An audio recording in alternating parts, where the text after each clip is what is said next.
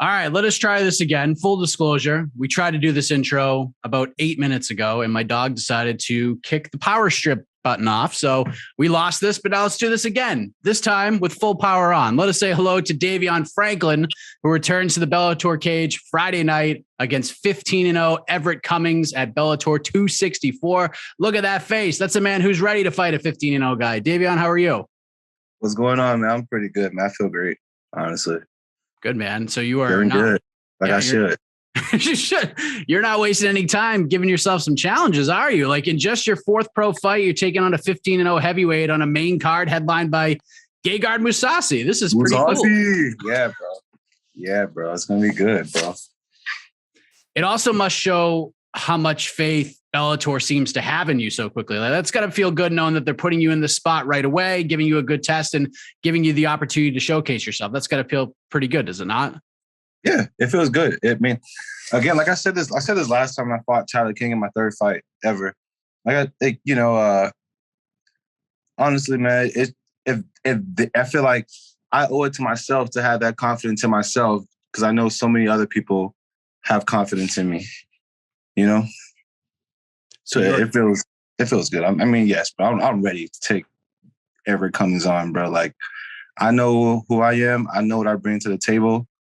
And honestly, sometimes it's hard to be humble because I am very extremely confident in myself. But this is going to be fun. I want to have fun Friday. This is going to be such a fun thing Friday. Fans are there. It's my first time fighting in front of the fans. Like, this is going to be great. I can feel it. Just thinking about it just gives me goosebumps right now.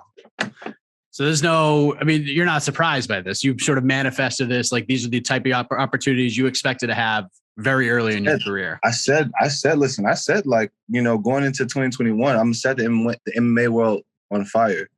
And how do you do that? I do that with great performances, not just great performances, but just every time I get a chance to go out there, just keep showing why like I'm different than any heavyweight on this roster. And even in the UFC, I know I can do things that these heavyweights can't do. So I just got to keep on showcasing that. And you're just 27. You're off to the races, and you just really got started with this thing. Like, you're still ahead of your athletic prime. If I told you, I don't know, 5-6 years ago that you would be a professional MMA fighter, would you believe me? Would that have been the path that you even thought about taking?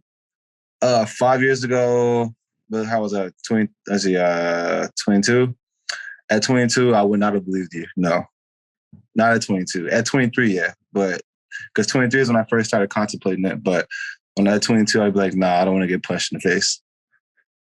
So correct me if I'm wrong, but before this whole MMA path started for you, you were going to be a pro wrestler? Like, were you on that path? Like, what happened with that? So I wasn't really, I wouldn't say I was on that path.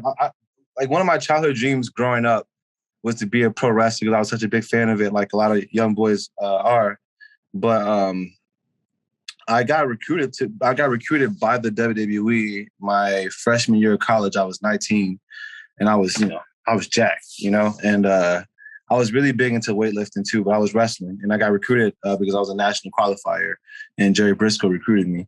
But by the time he recruited me, I kind of grew out of that phase of wanting to be a pro wrestler. I thought I was too cool for it. And I didn't really put my all into it. And then, as a result, it didn't really work out. Did you just train? Did you have any matches or anything? Like, nothing? No. So like I said, they recruited me. I didn't go out searching for them. Like I said, Jerry Briscoe found me. Yeah, he was trying to get me to come out to Orlando to do the tryout, but I opted to play college football the next year. So I ended up doing that instead of like going to Orlando. And then once that was kind of over, I was just kind of all over the place. And I just knew, like, at the time, I knew that like whatever I wanted it just happened to me, and I knew I had options, and I just knew, like, I made a lot of impulsive decisions. So after my tenure with college football, I ended up going to Houston to train with Booker T. And that lasted for like a week. And then, I showed up to my WWE tryout, and I wasn't in shape. I wasn't ready. I wasn't prepared, and it just didn't work out. And, but look, it led me to here, Do you know what your pro wrestling name would have been? Would it have been Davion Franklin, or were you been I think crazy? At the time I thought it was gonna be like Smash. I think that's what I was trying to like, go by. Smash. I like that, man. And then you thought, Yeah. you know what? I think fighting in a cage and getting punched to the face, that's the path I'll take. Like, how did we get from that point to the MMA path? Right. So I don't know. It's kind of crazy. Like I'm not really a big fan of like the current WWE right now, but I feel like it just comes natural to me. But I feel like I'm kind of like, my mystique is kind of like a pro wrestler's mystique, if that makes sense. Like a Goldberg, like a Undertaker type person. Like, I don't know. Like when I get into my mode, that's just how I am. It's kind of like it feels like a character somehow. But I always love slamming people. Like when I got into mat wrestling, like I always wanted to be the guy who was like spine busting people, power bombing people, and sorry, it's all right, my man. But I always want to be the person like spine busting people, power bombing people. And like when I got into MMA, even in I can see you some clips from my high school wrestling. I've been slamming people like for a long time. But once I got into MMA, I was like, you know what? I can do that in MMA and it'll be real. It won't be fake. You know what I mean? So I always just thought like, that was like one of the reasons I thought I could do MMA and have fun doing it. Cause like for me, like MMA for me, I feel like it's my calling. But it's also like it's really fun for me.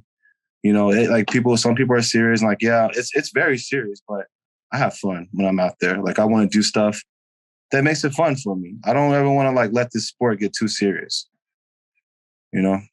Was the moment, yeah. Was JacksonWink the first gym you walked into?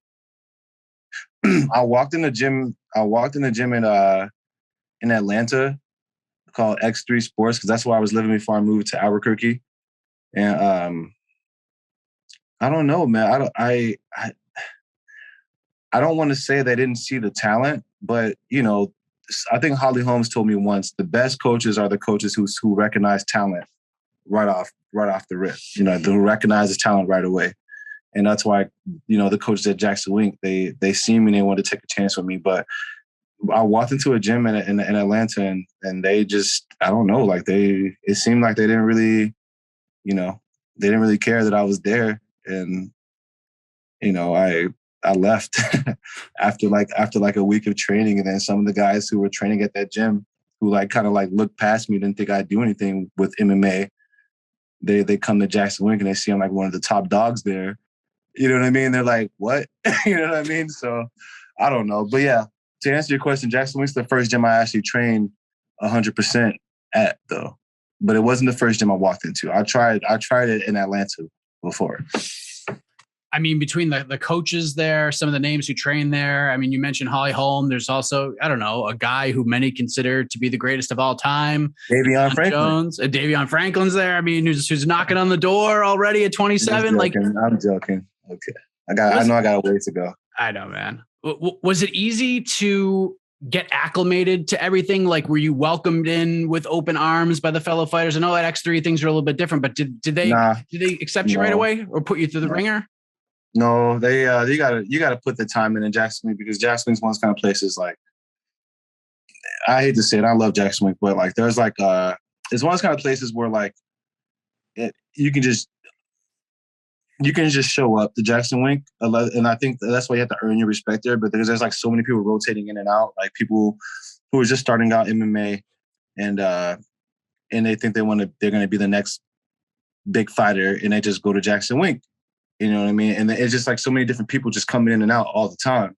It's not like one of those kind of places where like you have to be like kind of a proven mixed martial artist before you can step into that gym. And I don't really know too many places that are like that, but. To answer your question, I had to like kind of earn my respect at JacksonWink. I had to prove to like a lot of the people who were high up to me at the time that I'm here for real. I'm not here just to temporarily. That must have been pretty good for your mindset too, because like you said, you're the guy who was just like, things are just going to work out for me. Like it's all going to play out perfectly the way I think it's going to. So even in MMA, like, I don't know, like I feel like Bellator, like they treat me well and they I think they know me, but like I said, like I think the reason why a lot of things didn't work for me, like college football, like I have wrestling, even pro wrestling. Like, like I said, I was just so used to things just being handed to me. You know what I mean? I didn't know, like, and I took a lot of things for granted. And I just thinking like in MMA, even like when I read like the comments on like my fights and stuff like that, I'm just so used to people like, not anymore, but I had to learn that like you got to work for what you really want. And MMA has definitely done that, because everything that's happened to me, I feel like I worked for it. I put in the work for it, It wasn't just like, oh man, this is like a big, strong black dude or whatever. Let's give him a shot. It was more like, okay, let's see if he puts in the work. Let's see if he has any skill. It was one of those kind of things. And I think it's like that with even the fans, like some of the fans that I see commenting on like some of the posts that I'm on, they're not just jumping on the bandwagon fast. Like I expected everybody to. I thought everything would just come to me fast, but I'm working for it, and I like it. Honestly, man, sometimes I feel like an underdog. I do, even though I know I'm probably not, but I feel like just in this life right now, I feel like I'm an underdog. I got the spirit. I experienced a lot of hardship, in that period from me being in college to me joining MMA.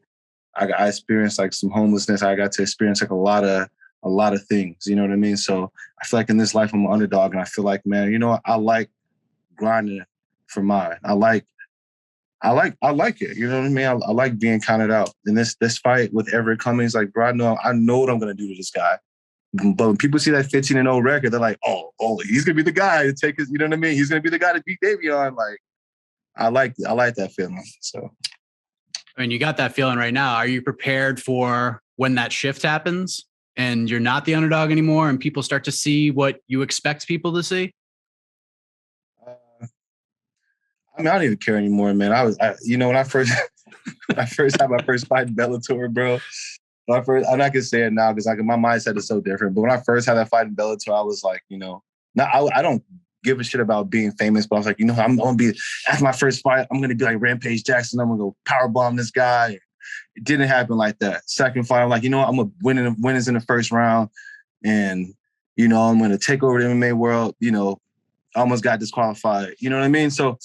I don't give a shit about that, man. But what I do know, I just focus on what I can control. And what I can control is being dominant and trying my hardest to be, I hate to say it, but to be the best. To be the best. I have real value in that. And I really feel like I want to be the best. And I feel like I can do that. And I feel like a lot of guys don't think like that. A lot of guys are here for a paycheck and they want fame.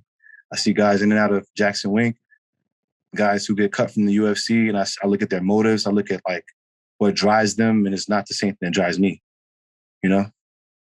These guys aren't driven to be the best. They're not driven to be a champion. They're driven by money. They're driven by like materialistic things. I'm not. I'm driven by legacy. That's a scary thing.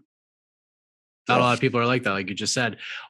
I'm curious, of the 3 fights you had, you finished 2 of them quickly, and maybe I'm wrong. Was it the Ross Hilton fight that you've learned the most from? Yeah, of course. Yeah, I mean, I like to look impressive, and I feel like when people look at that fight, they're gonna be like, "Oh, I see holes in this game." I don't want people to think that. I want I want my opponents to know deep down in their heart, and I think that they get a feeling. But I want them to know, like, yo, this guy, he's gonna be like damn near impossible to beat. I look at my opponent next Friday.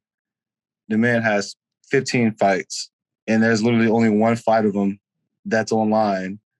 And in that fight, he's fighting 2-minute rounds.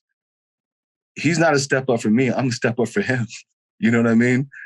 So, like I said, man, I don't know, man. Let me calm down. You're fired up, man. It's like Tuesday. What are you gonna be like on Thursday? I just want to get my hands on this man, bro. Like, I think just the fact that he has 15 fights and he's 15-0, man, bring that shit over here, man. Let me get that, bro. Let me bring that over here. I can't wait. Outside of that one fight you found online, obviously you have a team of wizards around you who game plan so well. And I'm sure it's kind of difficult for you to sort of to scope out some of his past fights. You mentioned just the 2-minute round fights. Like, what have you learned about Everett at all in preparation for this fight outside of that? Like, what have your coaches learned? Like, what What have you learned about him? Anything? To be nice. He has a I mean, I think he has a good record. That's all. He has a good record, and he has a good single. He has a solid single leg. I think that could work out. And I don't know. He seemed like a pretty nice person. Cracks jokes. Seems like a nice person. Yeah. That doesn't kind of bode well if that's the best thing you could say about him. Is that he seems like a nice person. I mean, it's all about, well, at the end of the day, outside of the sport of MMA, to me, like, it's all about being like a good person. If you're a good person, then things will always go well for you. So yeah, after I hand him this wishbone shaped L next Friday, I'm gonna shake his hand. I'm like, nice to meet you. You're a good person, bro. And that's all that matters at the end of the day, what kind of person you are. So in terms of your personal development, do you feel like this is the appropriate fight for you? Like, even with this record B52, you think this is the right fight for you? Yeah, because I feel like it doesn't matter who they put in front of me, I'm going to do them the same way. I'm not in this sport to get patted. Like, I'm in here to be a champion. Like, I don't care who I fight. I have the same mentality for anybody. It could be Ryan Bader. It could be Francis Ngannou. I don't care. Like, I'm not here just to get paid. I'm here to be a champion. So any fight they put in front of me is the appropriate fight. I'm not backing down from anybody. The guy could be 30-0. I'm still going to take my chances because I believe in myself. But I believe I can beat anybody. And I mean anybody. So you want all the smoke. We're not messing around here. I want all the smoke, bro. I want that belt. Because that belt's that's what's gonna let me know that, you know what, Davion, you made the right decision with your life. You're doing the right thing. How close do you think you are right now? I don't know. That's like, I don't know. I honestly don't know. Like, this is one of those things. I feel like I have to start fighting ranked guys to say that. Like, I'll be honest with you. I feel like I'm already top 10. You know what I mean? So I can't be too far off, right? You think like over under 5 fights from right now? Probably. I don't know. Before I'm fighting for the belt. Yeah. Yeah, probably around there. 5 fights, of course. I'd be the 16-0 guy. I feel like I can beat anybody in the top 10. Why not? 5 fights. I could see that. But then again, you never know what they're gonna do. Like, I'm not, you know what I mean? I just show up and just do the work. You know what I mean? Like, that's all that kind of stuff is up to, Scott Coker and everybody else who's running the show. I'm just the fighter. So you're not gonna you're not in the business of just calling people out. Just what you got, and I'm ready. I want people to call me out. I feel like I'm like Candyman. Say my name 3 times and I'll appear behind you in the mirror. So go ahead, call me out and see what happens. Nice, man. So how does this all play out on Friday night at Bellator 264? I assume we have a spicy prediction on tap here, right? See, last time I made a prediction, I realized I'm not going to make any more predictions. So I would tell you this. It's going to end in me getting my hand raised. What a professional answer. Nicely done. Nicely done. Yeah. So I'm looking forward to it, man. Nice to see you getting it's great talking to you for the first time. It's nice to see you get the shine and getting the showcase fight and getting the chance to prove some people wrong at the same time. Even though you are a pretty big favorite in this fight, it's people obviously see it in you. I didn't even see the odds. What are the betting odds? -210. Oh, okay. So you're about 2 to 1 favorite against a 15-0 guy. So people see it in you. So that's got to make you feel good. Yeah, it does. I mean, I guess like for me personally, I'm always like kind of looking. Like my manager always tells me, like, I'm always looking for like a reason just to be mad at something. Like, oh, like, you guys think I'm gonna lose? Okay, watch this. You know what I mean? I'm always looking for like something to kind of motivate me just to, prove people wrong, or that's just how I am. But I just like, honestly, Friday I want to go out there and have fun. Like, and that's what it is for me. Like, I think my last fight, it was the same thing last fight. I just didn't get a chance to have fun because he went out before I got a chance to have any fun. But I get a feeling that Everett Cummings, he's going to be a little bit more durable because he doesn't want to give up that. He doesn't want to give up that O. Of course he doesn't. You know, it's a perfect record. So we'll see. It was nice talking to you too, brother. All right, brother. Take care. All the best to you on Friday night, and try to stay relaxed, man. You still got like 3 days to go before you get. Yeah, you're right. I just when I start talking about it, I get turned up a little bit, so I got to calm down. Thanks, man. Have a good one. All right, brother.